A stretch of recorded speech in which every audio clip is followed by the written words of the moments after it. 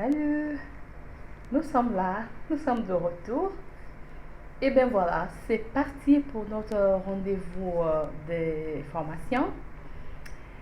Comme nous l'avons annoncé, nous allons prendre 5 à 10 minutes par jour pour, n'est-ce pas, nous former, n'est-ce pas, apprendre cette merveilleuse langue qui est la langue portugaise. Lisa da Costa, votre professeur de la langue portugaise. Ok, nous allons faire un petit pas en arrière et parler encore une fois du verbe être. Et au cours de nos leçons, nous allons comprendre pourquoi, n'est-ce pas, nous insistons sur l'emploi de ce verbe être. Et comme nous le savons, les verbes auxiliaires dans toute langue jouent un rôle vraiment primordial dans la conjugaison des temps composés. Le verbe être étant un verbe auxiliaire, d'où la nécessité d'insister sur l'emploi du verbe être. Rappelez-vous, nous avons dit en portugais, nous avons le verbe estar et ser, qui sont les deux équivalents du verbe être. Ok. Expliquons-nous. D'abord, avant de conjuguer dans n'importe quelle langue, nous avons besoin de connaître, n'est-ce pas, les pronoms personnels. Et lors de nos leçons précédentes, nous avons parlé des pronoms personnels. Je, tu, il, elle. Nous, vous, il, elle. L'équivalent en portugais. Eu, tu, ele, ela, nós, vós, eles, elas. Et nous allons avoir une attention particulière sur les pronoms personnels você. Et nous allons détailler, n'est-ce pas, l'emploi de você. Ok.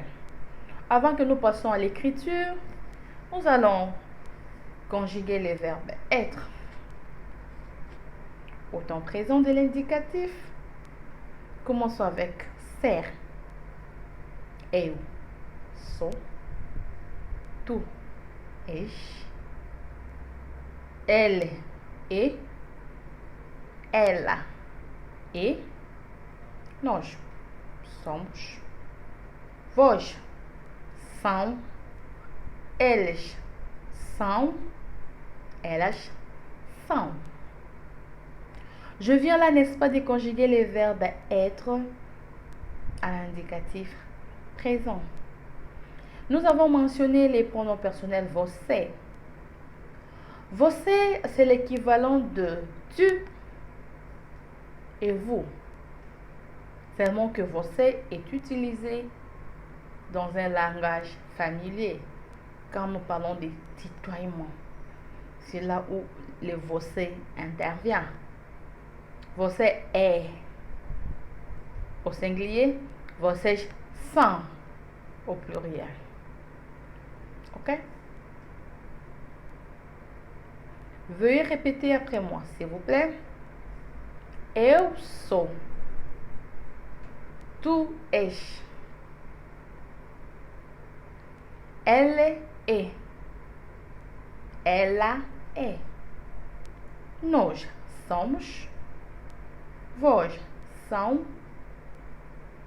Elas são. Eles são. Ok, voilà, là nous savons déjà tout sur le verbe être, sous sa forme ser. Et nous avions dit ser, c'est quand il est accompagné des adjectifs ou quand tu le, n'est-ce pas, définis ou parle des états permanents. Comme je suis une femme, je suis professeur, je suis, voilà, je suis. Et quand il s'agit de tu, par exemple, tu es un être humain. Dans des cas de figure, nous utilisons le verbe être sous sa forme de ser. Ok? Estar. Je prononce estar. Et quand nous allons passer à l'écriture, vous allez voir que le mot s'écrit estar. Mais en portugais, quand le ES commence, les débuts marquent les débuts d'un mot, le ES ne se prononce, le E ne se prononce pas. Alors, on ne dit pas estar, on dit star. C'est comme si le E n'était pas existant. Nous allons nous familiariser avec cela au fil du temps. Et vous allez voir que ça sera vraiment facile. Eu estou. Tu estás. Ela está. Ela está. Nós estamos. Vós estão. Elas estão. Elas estão.